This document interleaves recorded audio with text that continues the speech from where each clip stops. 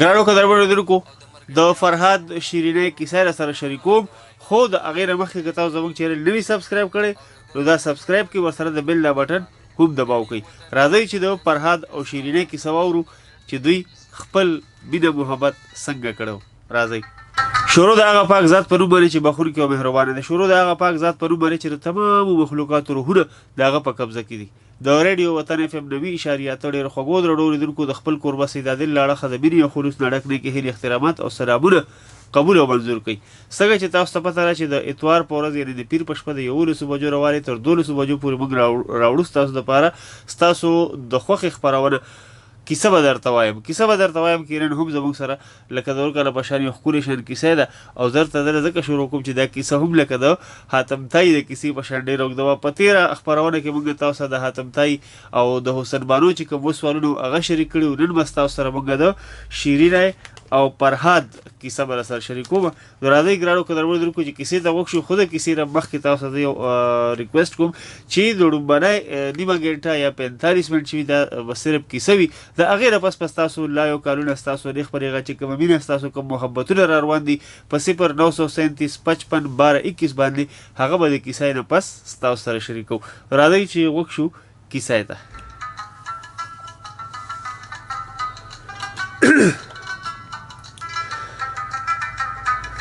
د شیرینۍ د پلار خزانې چې کومې وي د مال دولت نه ډکې شوې وي. د هغه په حکومت عوام شاد او فارغ البال وو، لیکن بادشاه به اکثر پریشان او غمګین به اوسېدو. دا سوچ به یې کولو چې د هغه نه پس به د هغه د حکومت وارث به څوک وي. چې څه وخت تېرېدو هغه به د اولاد په سلسله کې ډېر مایوسه کېدو. بادشاه به اکثر فقیران مسکینان خوشحالول. هغوی به ده ته ډېرې دعاګانې کولې او په نهرو به یې ډوډۍ هم خوروله. څه به یې چې غوښتل هغه به یې ورکول. د هغه تمنا صرف دا وه چې د چا نه چا دعا ده به د اولاد دپاره قبوله شي او الله تعالی راله نیک اولاد راکړي. اخر کېده چې د ده په کور کې د سپوږمۍ په شان یوه ښایسته جینۍ پیدا شوه. د محل پریشانۍ په خوشحالۍ بدله شوه او بادشاه چې دا واورېدل چې ورکره لور پیدا شوه نو هغه د الله تعالی ډېره زیاته شکریه ادا کړه. تر یو میاشت پورې د هغه په هغه باچایۍ کې د هغه په هغه محل کې چې کوم دی جشن روان او ښې خوشحالۍ به کېدلې. نوم یې ورباندې شیرینۍ کېښودو. د شیرینۍ پلار او مور په هغې باندې قربانېدل زارېدل به ترې. شیرینۍ چې ښه قدرې لویه شوه نو د هغې د تعلیم او تربیت په طرف یې مور او پلار خاص توجه ورکړه. د هغې دپاره یې هوښیاران استادان پروفیسران مقرر کړل. چنانچه شیرینۍ ډېر ښه اعلی تعلیم او تربیت حاصل کړو. هغه ډېره زیاته حسینه وه او په عام طور به د خپلو سویلو سره به یې لوبې کولې. هغه ډېره آرامتل به عادت شوې وه. شیرینۍ په ناز و نیاز کې پرورش وکړو او ځوانه شوه. په ځوانۍ کې دا نوره هم ښایسته شوه. د ځوانۍ عمر 15 کاله، ورځ د شوکدر شپه د اختر وي. د شیرینۍ مور پلار سره د دې د واده فکر شو. د هر طرف نه د غوښتلو دپاره جرګې رشتې را روانې وې. د هغې د حسن شهرت په هر ځای کې خور شو. په دغه ورځو کې د نوشیروان زوی خسرو پرویز په ایران کې بادشاهي کوله. هغه هم د شیرینۍ د حسن جمال صفت اورېدلی و. یو ځل د سوداګرو قافله د شیرینۍ د ملک نه ایران ته راغلې وه. د پرویز باچا په خدمت کې حاضر شو. پرویز ترې تپوس وکړو چې د کوم طرف نه راغلي یئ. هغوی ورته ووي او څه تحفې ورله ورکړي او ورته یې ووي چې د شیرینۍ د ملک نه راغلي یو. پرویز سوداګرو نه تپوس وکړو چې تاسو په خپله شیرینۍ لیدلې ده؟ سوداګرو ووي بادشاه سلامت علیجا ها موږ په خپلو سترګو لیدلې ده. شیرینه شهزادګۍ ده، ډېره زیاته ښایسته ده. ما په ټوله دنیا کې د دې په شان ښایسته نه ده لیدلې. کومې خوبیانې چې په شیرینۍ کې دي د هغې نه نورې جینکۍ او د هغې ملګري محرومه دي. پرویز باچا چې د شیرینۍ صفتونه واورېدل نو ډېر بې قراره شو. په زړه کې د شیرینۍ د محبت داسې جذبه پیدا شوه چې بې هوشه شو. د هوش راتلو نه پس سوداګرو ته یې انعامونه ورکړل او هغوی یې رخصت کړل. ډېر زیات غمګین و. د پرویز وړومبنۍ ښځه هم وه چې هغه د شاهنشاه روم لور وه او د شاهنشاه روم نه ویرېدو ځکه چې د هغه سلطنت تر لرې پورې خور شوی پرویز پوهېدلو چې که هغه د بیګمې د مردۍ خلاف څه قدم پورته کړو نو بې فایدې به وي. د بیګمې نه یو زوی هم و، د هغه نوم چې کوه نو د هغه شیرویه و. د بیګمې دا خیال و چې د پرویز نه پس به زما زوی د ایران بادشاه شي. پرویز د شیرینۍ مینه کې ګیر و او اکثر به فکرمن او غمجن مخ ښکارېدو. د ده وزیر شاپور چې پرویز بادشاه غمجن ولیدو نو یو ورځ یې ترې تپوس وکړو چې بادشاه سلامت، زه علیجا د یو څو ورځو نه غمجن او فکرمن وینم، د دې تپوس کولی شم؟ ما ته اجازت دی. شاپور وزیر د پرویز رازدار و، یعنې که هره خبره به د پردې به د سره کوله. پرویز ورته ووایي چې هغه شیرینۍ سره واده کول غواړي. کله چې د هغې د حسن و جمال صفت مې اورېدلی دی زړه مې بېقرار شوی دی، زړه مې په ټوپونو دی. شاه وزیر ورته ووایي چې فکر مه کوه، زه به پخپله د شیرینۍ پلار ته ستا د واده پیغام ورسوم. امید لرم هغه به دا رشته په خوشحالۍ منظور کړي. باچا سلامت د پرویز د خسرو ایران رشته به د هغه دپاره قابل فخر وي. پرویز بادشاه وزیر شاپور ته ووایي زما ساه خیجي، ته زما دې معامله کې کوشش وکړه، د شیرینۍ پلار ته زما د واده پیغام یوسه.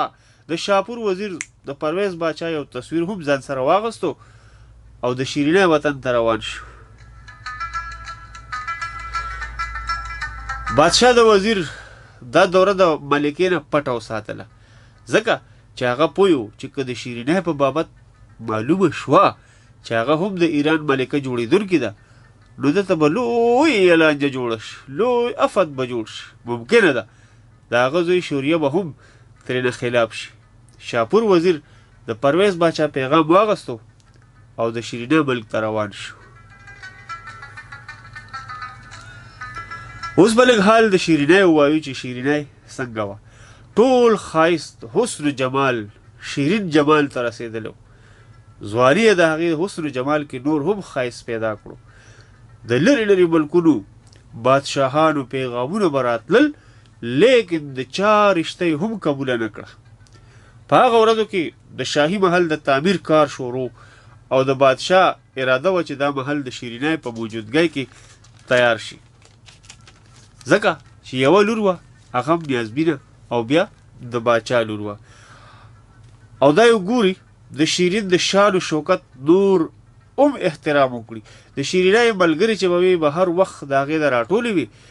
یو بوډا سنګ تراش چې کومونو په توندۍ سره د محل په جوړولو کې اخته و. د هغه سره یو ښکلی ځوان و چې د هغه زوی و. د هغه موضوع قد، سپین رنګ او چمکدارې سترګې، سر ویښته څه قدر تور او چمکدار و. خلکو به یې د حسن تماشه کوله. ځوان ډېر هوښیار هم و. هغه به کاڼي تراشل، ګلونه او نور څیزونه به یې ته جوړول. هغه بوډا به هر وخت د ده کار ملاحظه کولو او هدایات به یې ورکول ورته. بوډا ناګهانه په اوچت اواز یعنې په چغه وویل فرهاده د هوښیارۍ نه کار واخله، هسې نه چې په کار کې دې څه قسمه نقص پاتې شي. زه په سنګ تراشۍ کې با کماله او شهره افاق یم، ته زما زوی، هسې نه چې زما نه پس په دې فن کې زما په شان شهرت حاصل نه کړي، ته به زما فن مخ په وړاندې بوځي، ډېر شهرت به پکې حاصلې. ځوان فرهاد په خپلو چمکدارو سترګو پلار ته وکتل او ویل داجي زه به ستا شهرت انشاءالله تعالی نور هم زیات کړم، چې څه ته ما ته ښایې هغه به زه زده کوم. اتفاقي خبره وه دغه وخت شیرینه راغله. پرده یې اوچته کړه، بهر ګوري نو یو ښکلی ځوان ګوري. د فرهاد نظر هم په شیرینۍ ښخ شو. هغه اول داسې حسینه او نازنینه نه وه لیدلې. هغه په بې اختیاره په دواړه لاسه خپل زړه ونیو او ورو غوندې په څو شعرونو باندې ګویا شو. شیرینۍ هغه شعرونه واورېدل. زړه دې رانه یوړلو دلبره، راشه راشه کښېنه پخوا زما محبوبه محبوبه محبوبه محبوبه. هغه په شعرونو سر شو. شیرینۍ اخري ځل فرهاد ته وکتل او پرده یې ښکته کړه او د فرهاد د نظر نه غیبه شوه. فرهاد د عشق غشی په سینه وخوړو او پرېوتو. د لرې نه پلار دا ټول حالات وکتل چې فرهاد بېهوشه شو. ورله راغلو نور خلک هم راجمع شو. بوډا څنګ ته راشه اګر چې په ده پوه شو چې فرهاد د شیرینۍ د حسن تاب رانوړ او بېهوشه شو. لیکن هغه د زوی د محبت راز د پټېدو کوشش وکړو. هغه پوه و چې شیرینه شهزادګۍ ده، که چېرې پلار ته یې پته ولګېده نو سره د فرهاده به د ټول خاندان سر قلم کړي. هغه خلکو ته وایي چې فرهاد بیمار دی او د خپلې کمزورۍ په وجه پرېوتو. بیا هغه د هغه ځای نه اوچت کړو او په پرده کې خپل کور ته ورسولو. په محل کې شیرینۍ ته دا پته وه چې فرهاد څنګ تراشی د کمزورۍ له کبله په کار کولو بېهوشه نه شو، بېهوشه نه دی. شیرینۍ ډېره هوښیاره او عقلمنده هم وه، ځکه چې پلار والا ډېر هوښیاران او تکړه تکړه استادان کتلي. هغې اندازه ولګوله چې فرهاد محض د دې د خوبصورتۍ په وجه بېهوشه پرېوتی دی او د هغې په زړه کې هم د دغه غریب څنګ تراش دپاره لږه مینه را پیدا شو. چونکې هغه چې کوم هغه شهزادګۍ په دې کې د هغې محبت په زړه کې ځای نه کړو، ځکه چې شهزادګۍ وه او دا خو لکه غریب سړی او پلار یې کور ته لاړو او د زوی ټوله واقعه یې مور ته بیان کړه چې بدبخت فرهاد د خپل ځان دښمن دی. په محل کې شیرینۍ یو نظر ولیده نو بېهوشه شو. که چېرې د دا د حرکت بادشاه ته پته ولګېده، بادشاه ته دا خبره معلومه شوه، نو خدای خبر چې زموږ پوره خاندان سره به څه سلوک کوي. د فرهاد په هوش کېدو سره د کور د خلکو نصیحت دفتر پرانیستی شو او دا نصیحتونه شروع شو چې بچی مه کوه، ګوره دا خو په شهزادګۍ ده، د باچا لور ده او ته د یو غریب سړي د څنګ تراش زوی کار به ځان ته وګوري. او د هغې د نتیجې نه خبر کړو. لیکن د فرهاد په زړه کې خو د مثال شیرینه مکمل ننوتلې وه. د پلار پوهېدل یې د فرهاد په کار کې رانغلو. پلار ورته وی د خدای روح ومنه فرهاده، د خدای روح ومنه، د هوش خبرې کوه، هسې نه چې شهزادګۍ ستا په وجه رسوا شي. دا مه هېروه چې هغه شهزادګۍ ده، د خدای دپاره په خپل خاندان ترس وکړه. فرهاد ورته وایي چې کله نه ما شیرینه لیدلې ده داجي، زما زړه د هغې د محبت کې سوی دی، نوخړې ترې خیږي، زړه مې خولې له راغلی دی، زه سوځم څه وکړم. د شیرینۍ د لیدلو مې دوباره تمنا ده چې بیا یې ووینم. کله چې فرهاد مور او پلار په جړا جړا پویولو نو هغه خپله ژبه بنده کړه. په زړه کې ویلې کېدو بس حد دا چې بیمار شو. پلار یې ډېر علاج وکړو لیکن هغه غریب کامیاب نه شو. ولې؟ د فرهاد د بیمارۍ برابره رو هغه تبه زیاتېده، هغه د عشق بیمارو. داسې ډېرې میاشتې تېرې شوې. د هغه مور ووی د خدای دپاره د فرهاد علاج وکړه. هغه ویلې کېږي اډوکې په بدن کې راووتل، زموږ ټولو نه نفرت کوي، په خپله کوټه کې یوازې اوسي او سندرې وایي. پلار یې په دې معامله غور وکړه او هغه ته داسې معلومه شوه چې که چېرې د فرهاد د مرض علاج ونه شي نو هغه ژوندی نه شي پاتې کېدی. چنانچه د غور کولو نه پس چې کوم دی فرهاد یې ځان ته وغوښتلو او ورته وایي بچې فرهاده ته ګوره زه کمزوری او بوډا شوی یم، د بادشاه د مخه راته بار بار وینا راځي چې د محل د تعمیر کار دی زر مکمل شي، ته به بچې زما سره په محل کې کار کې. د فرهاد روح سم تازه شو لکه مړاوي ګل چې خلک اوبه ورکړي. هغه دا سوچ هم وکړو، هغه ته دا خبره هم وکړه چې شاید د شیرینۍ دیدار کولو سره د ده د مرض د ختم هم شي. بچې فرهاد چې کوم د بوډا پلار ځان سره محل ته بوتلو. هغه ځای په ځای د شیرینۍ تصویرونه به یې جوړول، څه په درې قدر خوشنما به بت تراشي به یې وکړه چې چا به لیدو هغه به حیران پاتې شو. فرهاد په لږو ورځو کې په کار کې یو غټ نوم پیدا کړو، یو لوی نوم یې پیدا کړو او محل کې د کار شهرت خور شو. شیرینۍ هم واورېدو. یو ورځ فرهاد کار کولو چې شیرینۍ د هغه کار کتو دپاره دوباره راغله او د مخ نه یې پرده لرې کړه. هغه یې وکتل چې فرهاد د شیرینۍ نوم اخلي او کار کوي. هغه به چې کله په کاڼي تیشه وهله نو د شیرینۍ نوم به یې اخیستو. بیا په شیرینۍ د فرهاد نظر ولګېدو. د هغې په لیدو فرهاد بېخوده شو، تیشه یې د لاس نه پرېوته او په ځمکه باندې را پرېوته. نن هغه شیرینۍ په شان ولیدو. د فرهاد څهره پرانیستی شوه، هغه کمزوری او سپک ښکارېدو. د لرې نه بوډا پلار دا نظاره لیدله. شیرینۍ چې کله وکتلو چې د فرهاد جنون زیاتېږي نو د مخ پرده یې پرېښودله، په خپله د نظر نه یې پټه شوه. فرهاد ترسېدو هغه په پوره موړ زړه کتل غوښتل. اوس د هغه ارمان پوره شوی نه و چې شیرینۍ د نظر نه غیبه شو. د شیرینۍ د تلو نه پس فرهاد دوباره بېهوشه پرېوت.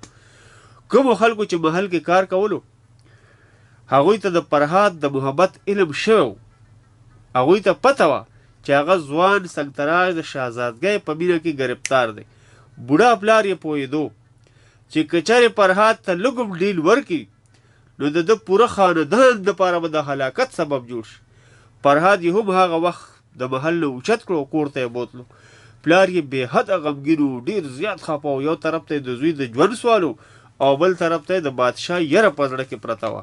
هغه ته پته وه چې شیرینۍ او فرهاد کې د ځمکې او اسمان فرق دی او که چېرې د دې د محبت خبر بادشاه تر غوږو ورسي نو بیا به هغه فرهاد او د هغه خپلوان ژوندي چرې هم پرېږدي ځکه چې هغه بادشاه دی. او بل طرف ته چې کوم دی نو پرویز باچا چې کوم دی نو شاپور وزیر را لېږلی دی. د ایران د خسرو پرویز وزیر با تدبیر چې کوم دی د خپل بادشاه تصویر سره د شیرینۍ محل ته ورسېدو. د شیرینۍ پلار په ډېر ګرم جوشۍ سره ورته هرکلی وویل. اگر چې د شیرینۍ د واده دپاره وړاندې هم ډېر پیغامونه راغلي وو لیکن پلار یې د هېڅ چا رشته نه وه منظور کړې. شاپور وزیر په بله ورځ پلار ته د راتلو وجه بیان کړه. شاپور وزیر چې په بله ورځ راغی نو پلار ته د شیرینۍ پلار ته د راتلو وجه بیان کړه او ویل چې شهنشاه ایران د شیرینۍ د ښایست صفت اورېدو سره د هغې سره د واده خیال لري. ما ځان سره د هغه تصویر هم راوړی دی. بادشاه سلامت که چېرې دا رشته وشي نو د دواړو ملکونو تعلقات به نور هم ښه شي. شیرینه به ملکه عجم بللی شي او ستاسو عزت کې به نور هم اضافه وشي.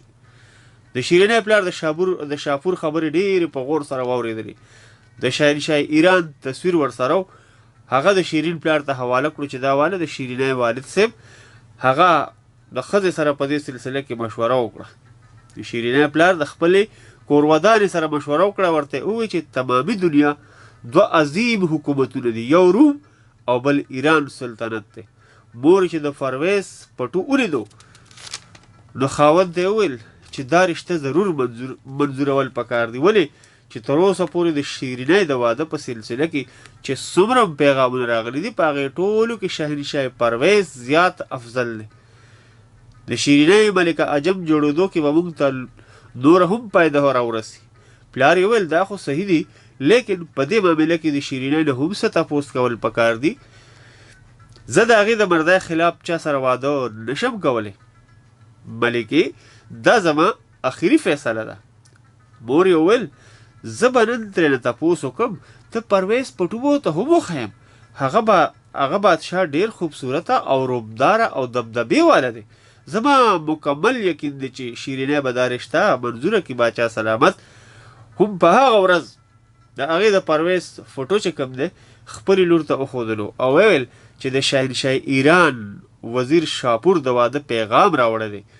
شیرینۍ د خسرو پرویز پټو لیدو نه پس د خپلې رضامندۍ اظهار وکړو.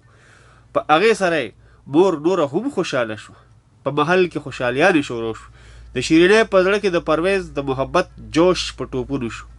هغه پوه شوه چې ملکه عجم جوړېدو سره به مرتبه نوره هم زیاته شي. چنانچې هغې په تنهایۍ کې د شهنشاه پرویز پټو کتلو او په زړه کې به ورسره خبرې کولې. هغې مور د هغې پلار ته ښکاره کړه چې شیرینۍ هم ملکه عجم په جوړېدو رضامنده شوه. دا رشته دې وشي. چنانچې 3 ورځې تېرې شوې. د شیرینۍ پلار وویل زما د طرف نه خسرو پرویز بادشاه ته مبارکي ورکړه. ما دا رشته خوښه کړه، زما کور ودانې خوښه کړه او شیرینۍ ته هم دا رشته منظوره ده. یوه میاشت پس به شیرینۍ ایران ته درولېږلی شي. بادشاه دې د خپل ملک او د خپل رواج مطابق واده وکړي. شاپور وزیر هغه ډېره زیاته شکریه ادا کړه او ویل چې زه ډېر مشکور یم. زه د دې ځای نه تاسو کامیاب رخصت کړم. شاپور بېحده خوشحاله او د شیرینۍ پلار هغه ته ډېرې تحفې ورکړې. د ملک نه با عزته رخصت کړو. مدین د ایران سلطنت ته ورسېدلو. شاپور وزیر ټولې خبرې بادشاه ته وکړې. د بادشاه ملکې ته د شاپور د تګ پته لګېدلې وه چې وزیر د شیرینای رشتې ته تللی دی. هغه وشوه، خبره پخه شوه، ملکه ډېره خفه شوه. هغه وشوه، خبره پخه شوه، ملکه ډېره زیاته خفه شوه. هغې یوه ورځ موقع ومونده او په شاپور وزیر یې دړکې وکړې، یعنې خپل روب دا به پرې واچوه. ورته یې وویل چې که تا شیرینه شاهي محل ته راوسته نو زه به خودکشي وکړم، زما مرګ به د ایران سلطنت دپاره مکمل د تباهۍ سبب جوړ شي.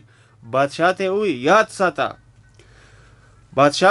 یاد ساته که چېرې تا د شیرینۍ سره واده وکړو نو زما د مرګ نه پس به زما پلار یعنې د روم بادشاه به ستا ملک نیست و نابود کړي.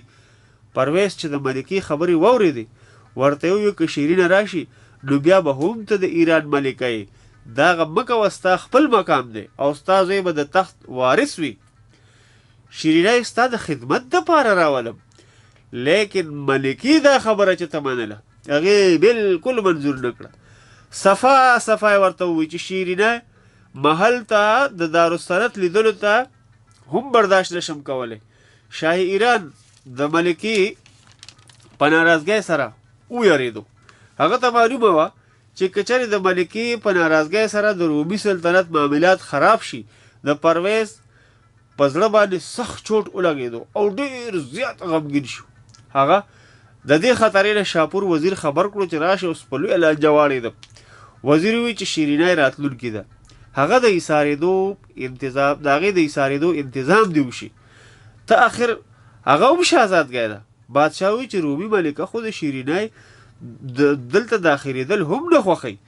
شاپور وزیر بادشاه ته وویل چې که ستاسو د ملک نه بهر په کوه بیستون د دې شیرینۍ دپاره یو ښایسته قصر شاهي جوړ کړی شي او هلته د ایساره کړی شي. بادشاه وویل شاپور خدای دپاره تادي وکړه، په هغه غر قصر شهیر زر تر زره تیار کړه او د هغې نوم قصر بیستون کېده، په ارضي طور به هلته ایساره شي. شاپور د اوبو په شان په هغې باندې دولت ولګو. د قصر بیستون د تعمیر کار شروع شو. د شیرینۍ د راتلو نه وړاندې هلته یو ډېر ښکلی او ښایسته محل تیار شو. نه آفرین شیرینۍ د ملکه عجب خوب لیدلو را روانه ده. د شاپور د خسرو پرویز پیغام شیرینۍ ته یوړو او هغې ته یې وویل چې څو پورې د بادشاه سره باقاعده واده نه وي شوی نو دلته به قیام کوي. محل په ډېر سرسبز او دلکشا مقام باندې تعمیر شوی و. د قطب طرف ته ډېر وسیع مرغزار سرسبز دلکشا چراګاه هم و چې تر لرې پورې تللې وه.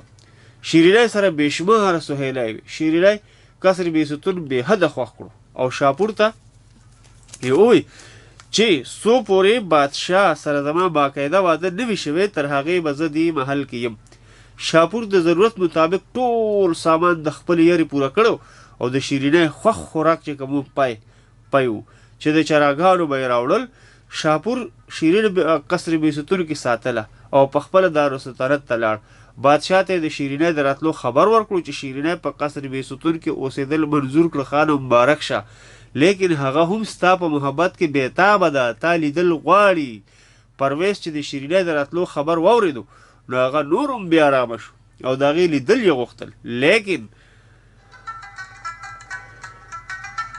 رومي ملکې په بادشاه خپل ګرفت نور هم زیات مضبوط کړو. په هغې داسې نګراني شروع کړه، داسې نګراني ولګولې چې یو وخت به ترېنه نشو جدا کېدی. لیکن د شیرینۍ د راتلو خبر بې ارامه کړو. هغه ډېر ځله وغوښتل چې د دې ځای نه وځم، قصر شیرین ته لاړ شم، ورسم او د هغې زیارت وکړم. لیکن ملکه رومي به هر وخت د سوري په شان د پرویز سره لګېدلې وه. هغه ښه پوه وه چې که په دې موقع د غفلت نه معمولي غوندې کار واخلم نو مرغۍ به رانه والوځي. د شیرینۍ محل ته د راتلو 2 میاشتې وشوې. په دې وخت کې نه پرویز بادشاه ورسره میلاو شو او نه یې شیرینۍ ځان ته وغوښتله. هغه به هر وخت فکرمند او غمجن او د شیرینۍ په یاد کې به یې عاشقانه الفاظ ویل او چې کله به ورته یاده شوه نو وبه یې ژړل، خو په چغو به یې وژړل. هغه یو ورځ شاپور ته وویل ای وزیره با تدبیره، ستا په تدبیر سره تر دې پورې شیرینی ایران ته تر کوه بیستون راورسېده او هغه نن په خپل قصر کې حصاره ده. 2 میاشتې وشوې ما ملکه ډېره پوهه کړه لیکن هغه د دې نوم دښمنه ده. د شیرینی د نوم دښمنه د هغې دا نوم اورېدل نه غواړي. هغه نه غواړي چې شیرین دې دلته راشي. د شیرینی جدایۍ کې زه مرمه هر وخت کې د هغې یاد وي هر وخت د هغې یاد وي راته. زړه مې ملاقات دپاره ډېر بېقراره دی.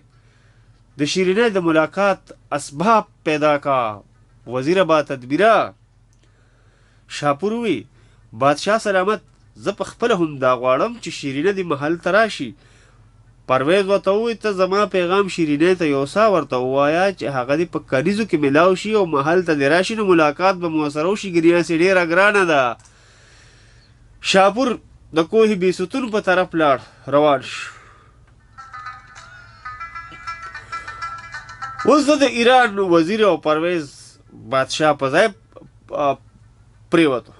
د فرهاد بیان واورئ چې هغه باندې څه تېرېږي. د فرهاد پلار پوهه و لیکن په فرهاد جنون سواره شوي و. هغه د پلار نصیحت منلو نه انکار وکړو. پلار په غوسه کې فرهاد په یو کوټه کې بند کړو. د بوډا زړه خفه و. فرهاد په کوټه کې بندېدو سره نور هم غوسه شو. هغه بې حواسه غوندې شو. په خپل سر ټکول یې شروع کړو او په کوټه کې په وینو رنګ بنګ شو. هغه بوډا پلار ویرېدو. د کوټې نه وویستو. فرهاد چې د کله نه آزاد شو د کور نه وتښتېدو. لاړو د کور نه ځنګل طرف ته لاړو. پلار ډېر ولټولو لیکن فرهاد یې ونه موندلو. د ځوان فرهاد په غم کې بیمار شو. مرض یې زیاتېدو او د فرهاد د غمه مړ شو. مور یې سموده ژوندی وه لیکن هغه هم د خپل زوی په غم کې ویلې کېده او هغه هم چې کوم دی د دې دنیا نه رخصت شو. بل طرف ته فرهاد شیرینی چغې وهي. شیرینی دا چغې وهي او ګرځېدو. یو ځل دی مقبره کې تلو. د چا نه د مور پلار د مرګ واورېدل. دی ودرېدو. اورېدو سره فرهاد بېهوشه شو. هغه د مور پلار د قبرونو جوړولو فیصله وکړه. اوس هر طرف ته دا خبرې اترې وي او هر سړی پوه و چې فرهاد د بادشاه د لور د شیرینۍ سره محبت کوي. د ښار خلکو به ترې نفرت کولو. چا به په کور کې ننوتو ته نه پرېښودو. حالانکې د فرهاد د مور پلار د مرګ نه پس په محبت کې کمی ډېر راغلی و. فرهاد به د خپلې محبوبې شعرونه ویل. کاڼي به ماتول او د محبوبې تصویرونه به یې ترېنه جوړول. هغه به په شاړو ګرځېدو.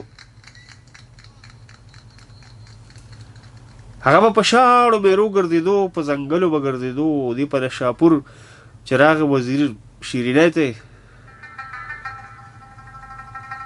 د بادشاه پیغام راورسو. د پرویز بادشاه پیغام یې راورسو چې شاپور وزیر شیرینی سره محل کې میلاو شي.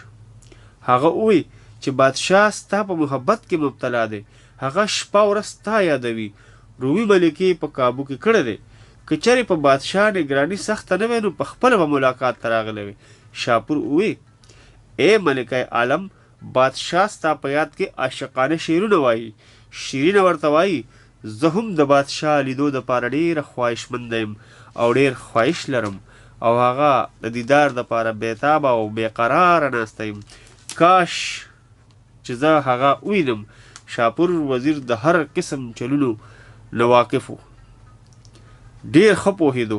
هغه ووی ای شهزادګۍ که چېرې ما ستا پرویز ته تسلي نه وی ورکړې نو ممکنه وه چې هغه خودکشي کړې وی یا به بیمار شوی وي او کله چې زه خفه او غمګین ووینم نو ورته وایم چې شیرینی وایي ای شاپوره د کله نه چې ما خپل وطن او مور او پلار پریښي دي او تر دې ځای راغلی یم نو شاه وزیر ولې پریشانه دی. هغه د ما سره واده وکړي.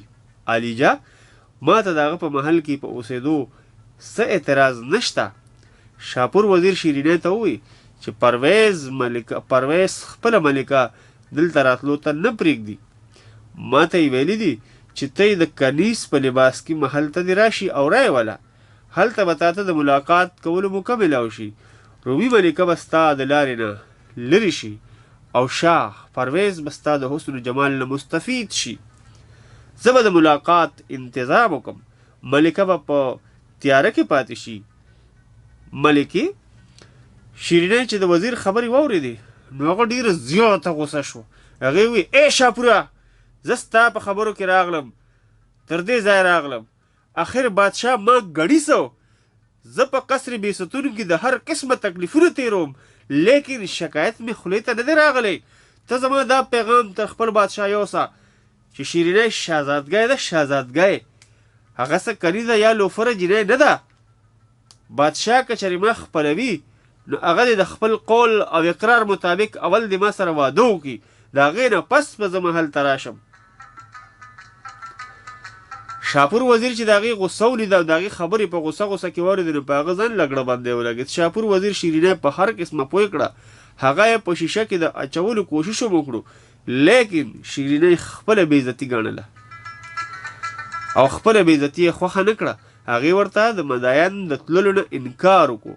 شاپور اندازه ولګوله چې هغه د شیرینۍ په تلو کې ناکامیابه شو. شیرینۍ ورته ووایي ای شاپوره تا ته پته ده چې زما مرغوب خوراک چې کوم دی نه هغه پای دي چې د هغې په راوړلو کې زما سهیلو ته تر لرې لرې تلل دي. په بعضې وختونو کې پای تر دې ځای را رسېدو کې هغه خراب شوي وي. اگر که چراګانه تر قصر بیستون پورې د سنگ مرمر نهر تعمیر کړی شي نو ښه به وي. دا انتظام دې زر تر زره وکړی شي. شاپور وی ملکه ته هیڅ فکر مه کوه دلته یو شهر افاق کوهکن راغلی دی او چې د غر هر کاڼی د هغه په مخ کې موم شي د هغه نوم فرهاد دی. زه هغه راغواړم ته به هغه د نهر په نقشه پوهه کړي. زما یقین دی چې هغه به ستا د منشا مطابق نهر جوړ کړي. زه فرهاد پسې ځم. شاپور د فرهاد په تلاش کې روان شو. شیرینۍ بېحده غمګینه شوه او پریشانه شوه. شاپور ته پته وه چې فرهاد اکثر تیشه په اوږه باندې په غرونو کې ګرځي راګرځي هم په دې غرونو کې به پیدا کوم. شاپور د فرهاد په لټون کې کامیاب شو. په یو غر یې ولیدو چې زړه یې نیولې شیرینه وایي. شاپور ورغلو او فرهاد ته یې ووایي فرهاده ما سره لاړ شه د شهزادګۍ شیرینۍ دپاره د پایو نهر تیارول دي. هغه په قصر بیستون کې حصاره ده. ته د چراګانو د هغې د محل پورې یو نهر وکنه ډېر انعام به درکړی شي. فرهاد چې د شیرینۍ نوم واورېدو په یکدم راپاڅېد او ورسره را روان شو. شاپور هغه تر قصر بیستون پورې ورسولو. هغه فرهاد د پردې په شا کېنولو. شیرینۍ وغوښتله د نهر په باره کې شیرینۍ ورته ښودنه وکړه چې داسې به جوړې داسې به جوړې.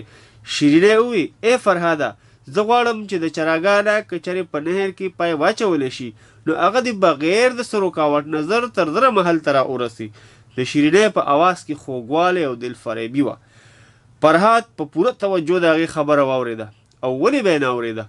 هغه د هغې په شیرین گفتار پوهه شوی و چې د پردې وروستو د هغه شیرینۍ وه چې د هغې په محبت کې د هغه د غرونو سره سر ټکوي د غرونو سره ډغرې ووالي. شیرینۍ هغه ولیدو او وی پیژندو چې دا خو هغه دی. چنانچې هغې د فرهاد بېقرارۍ او بېچینۍ ته وکتل. هغې ورته د خپل حسن و جمال یو پړق وښودو. فرهاد د هغې شکل لیدو سره خوبزده و. شیرینۍ د هغې نه پس په خپله په پرده کې شوه او فرهاد د سرکار حسن په وړاندې خپل سر ښکته کړو. ویې ویل غلام په سر سترګو د پایونیر جوړولو ته تیار دی. د شیرینۍ په حکم د پایونیر نه راوستل څه معنی لري. شیرینۍ فرهاد ته خپل شکل محض د دې دپاره ښودلی چې هغه په محبت سره کار تعمیر ته ورسوي او نهر زر وکني. فرهاد خپله تیشه راواغسته او ویل حضور به زما د کاریګرۍ صفت وکړي. نهر به هم داسې جوړوم چې په تمامي ایران کې به مثال نه مومي او په کتو کې به خوبصورته هم وي.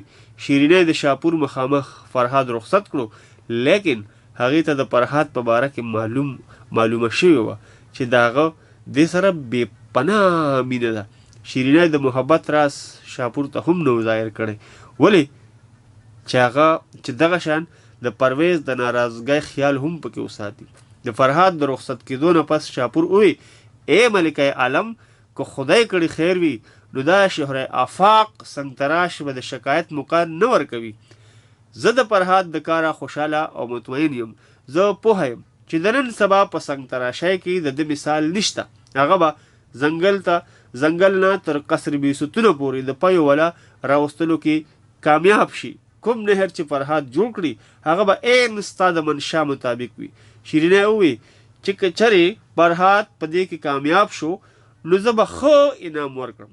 شاپور شیرینۍ د بادشاه سره د ملاقات دپاره اماده کول غوښتل، لیکن دا په څه شان هم ممکن نشو. لیکن وزیر شاپور د مدهن په طرف ناکام روان شو او لاړو.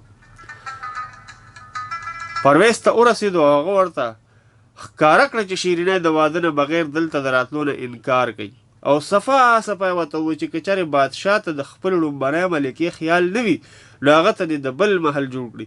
پرویز یو سوړ اسویلی وکړو، داسې یو اسویلی وکړو او ویې ویل ای وزیره با تدبیره، زما خو خیال و چې ته به د شیرینۍ په مجبورولو کې کامیاب شي چې هغه به محل ته راشي. زه د هغې په انتظار وم، لیکن ته قصر بیستون نه مایوسه راغلی. شاپور وی زما د مایوسۍ خیال مه کوه. زما خیال دی چې د شیرینۍ د محل د راتلو نه محض عارضي انکار کړی دی. دا وخت هغه په ضد قایمه ده. اخر به شیرینه خپل ضد تر څو ساتي، اخر به د هغې محل ته راتلل وي. د شا پرویز په سترګو کې د ښکلې شیرینۍ تصویر ګرځېدو را ګرځېدو.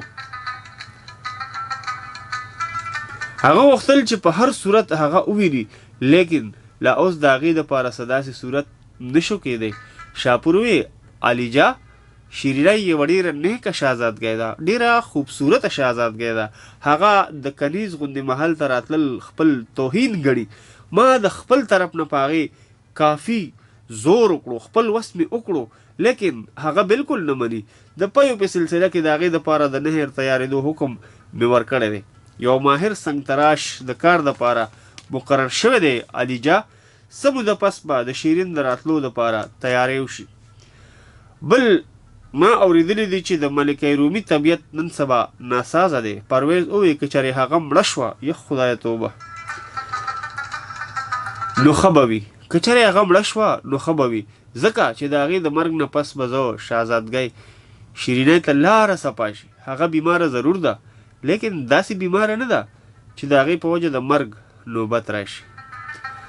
د شاپور مرضي دا وه چې د شیرینۍ په راوستو کې کامیاب شي. ګرانو قدرمنو، دا وه د نن ورځ کیسه چې انشاءالله په بل ټوک کې به انشاءالله ختمو چې فرهاد د پیو وله څنګه جوړه کړه او د شیرینۍ او د فرهاد واده به وشي که به ونه شي. نو ګرانو قدرمنو لیدونکو، زه به یو وړې شان دمې طرف تر دمې نه پس ستاسو نیغ په نیغه کومه مینه کوم محبتونه چې را روان دي هغه به پکې شاملو په 0937 55 12 21 باندې چې کومه ستاسو مینه ستاسو محبتونه را روان دي د دې وړې شان دمې نه پس راځئ چې په دمه کې واورو. تیر به دا ستا د حسن وار شي یاره زما. ګرانو قدرمنو لیدونکو، یو وارې بیا ستاسو کوربه سید عادل تاسو ته وایي هرکلې غږ دی د وطن راډیو FM 90.8 او خپرونه ده کیسه به درته وایم.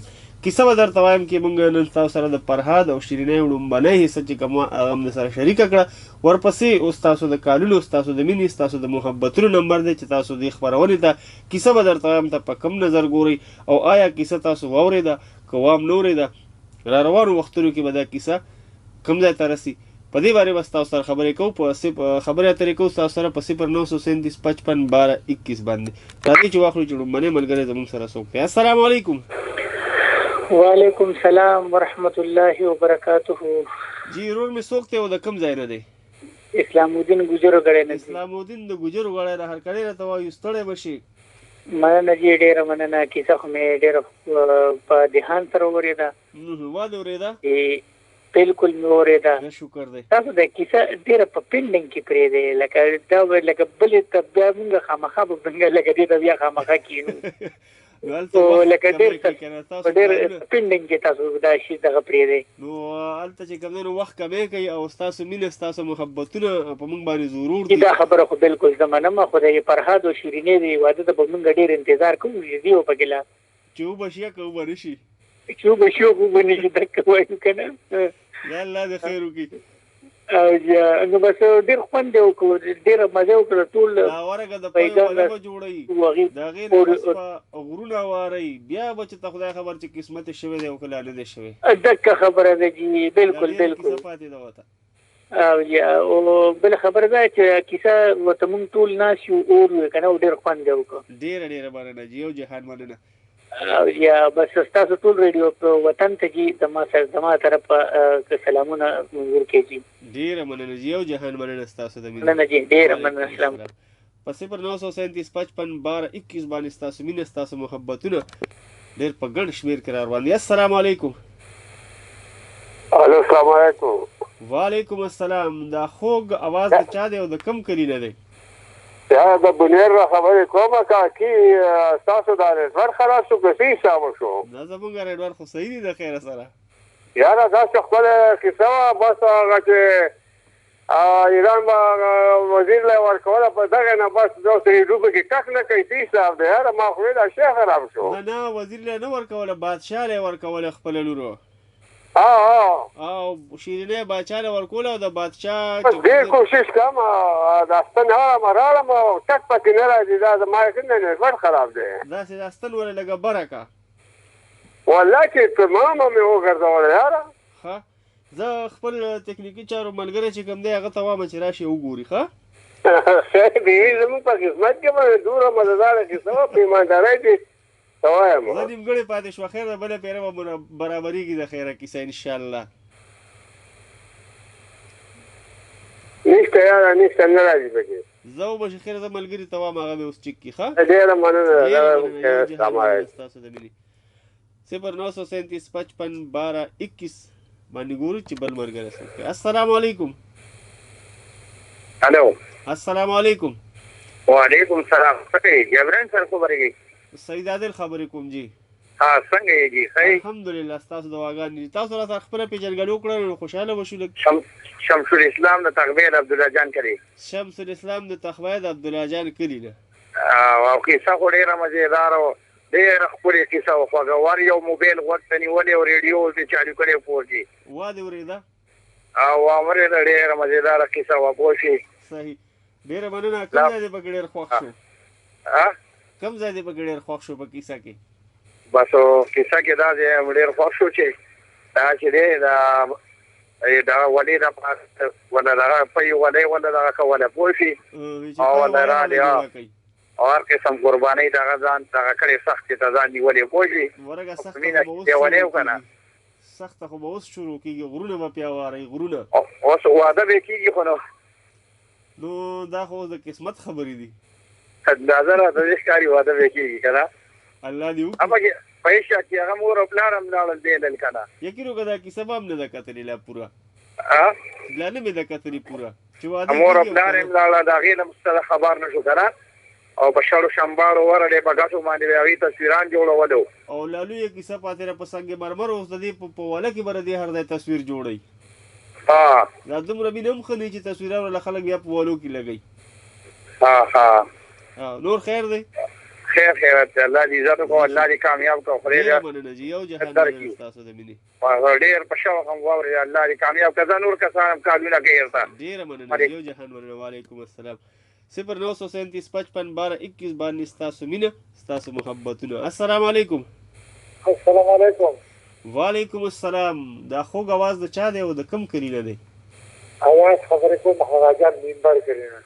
اویس ایاز د حیاجان منبر کلی نه. څنګه روزګار خیر برابر؟ الحمدلله ستاسو دعاګانې دي د خیره سره. یا دې راخې څنګه واورې سر نه که نه ما ته پخوانۍ دغه رایاده شوله څه اجره خلکو به ویل فرحاد شیرینۍ دپاره غر سوری کړی وه هغه کیسه ده جوړ ځان دا که کیسه ده خو غر به هوارئ غر خو به هوارئ او دا ونه به هم برابرول غواړي روپیو که نه انشاءالله د سنګي مرمرو نه به یې جوړو د خیره. سنګي مرمر دا تقریبا 6 کاله مخکې ما اورېدلې وه قصې به کېدلې تاسو معمولي کار نه کېږي د فرحاد شیرینۍ دپاره غر سوری کړی دا ډېره مشهوره قصه وه. بالکل په قصه ډېر داد ورکوم او موږ ورته وایو ستا هره قصه موږ اورو خو هېڅ ورته ناست دي نه زما کیسې نه زه کیسه وامه کیسه ما ډېر د کمال قصه خو دا یوې قصې ته یو مو نه رسېده تېر شوې قصه نه وه حاتم تای هغه باندې ډېره سختې تېر شوې سختې به نورې نه خو سختې ما په ژوند کې نه وې لیدلې یاره بس پوره هفته چې کوم دی روري همدغه سختو سره مې سوچ چې خدای پاکه به ده باندې به نورې سختې څومره تېرېږي خو ښه وه کیسه ده ختمه شوه سختو نه بدترې دي خو مینه کې چې سړی لیونی شي نو بس بیا په سختو باندې هم دی بس هغه فرهاد ته ګوره دغه شانې بیا دغه شانې غرونه به وارک غرونه به وارک ټول مینهوال ته خدای پاک اسلام ډېره ډېره مننه جي او جهان مننه ستاسو د مینې یقین وکړئ چې ستاسو د مینې محبتونو هغه وخت راشي نو بیا ګړی هړوي سارېږي نو بیا راته د وخت په تندي هم 12 بجاوېدو کي السلام علیکم وعلیکم السلام وعلیکم السلام عادل صاحب السلام علیکم وعلیکم السلام وعلیکم السلام ورور مې څوک دی ممتاز باچا خبرې کوم تغبې ګل بهار نه اول خو ډېره شکریه دا کوم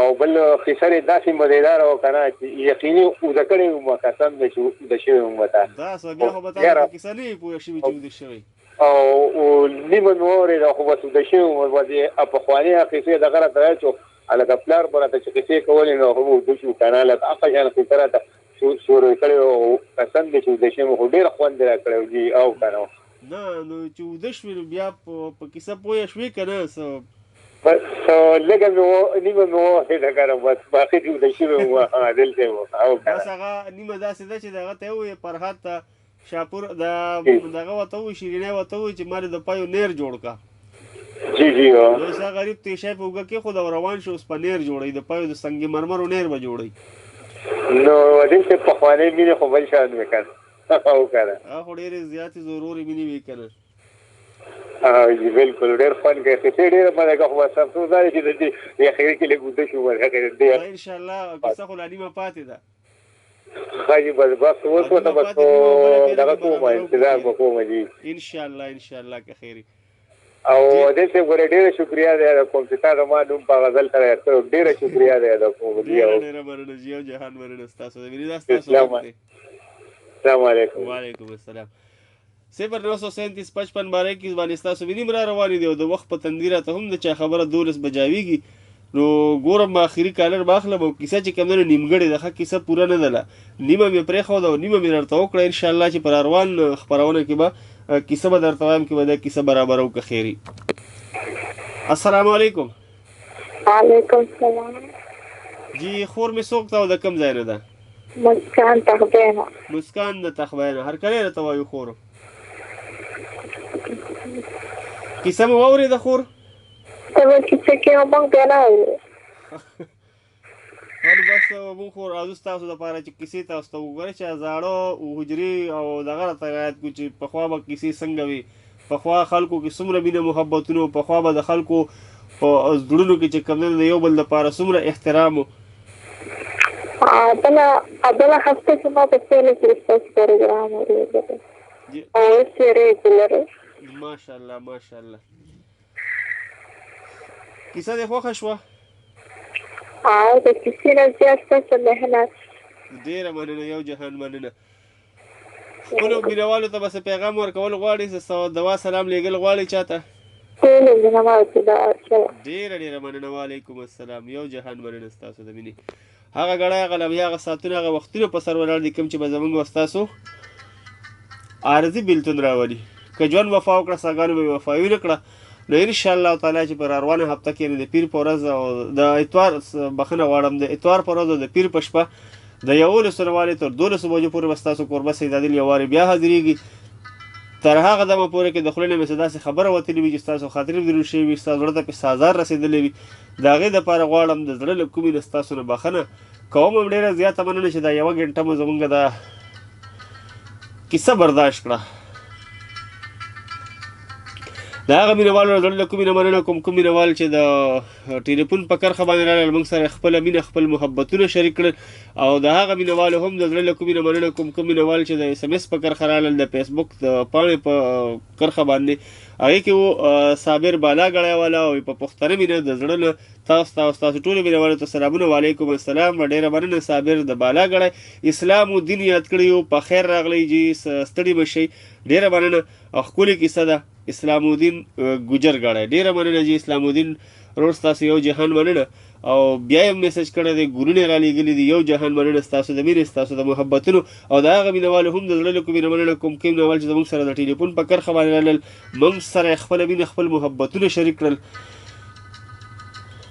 او د هغه مینهوالو هم د زړه له کومې نه مننه کوم مینهوالو چې زموږ خپرونه قصه به درته وایم ډېره په خاموشۍ سره واورېده او په زړه کې خوښه کړه او موږ سره یې د خپلې مینې د اظهار ژبه ګونګیا وساتله. د هغوی هم یو جهان مننه. په تلو کې که د ریډیو وطن اف ام 90.8 د ټولو همکارو د ټولو کوربنو خصوصا د سټیشن منیجر محبوب جبران صاحب او د پروډیوسر خاطر جان صاحب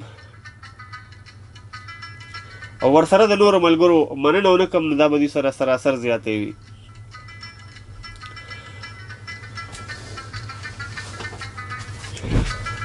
په تلو کې لکه نور کله په شان هغه زاړه درخواستونه پیغامونه ورته زه کوم چې پیغام خو ډېر لوی خلک ورکوي او زه خو ستاسو د خپو خاور یم نه یم چې خپلو بچو له په لاسو کې قلم او کتاب وله ورکړي، د هغوی د لاسو نه نشه یي څیزونه ټوپکې تماچې دا ترې واخلئ او په لاسو کې وله د یو روښانه مستقبل په شکل کې قلم او کتاب وله ورکړئ. دویم عاجزانه درخواست چې پښتو وایئ، پښتو لیکئ، پښتو لولئ او پښتو کوئ هم.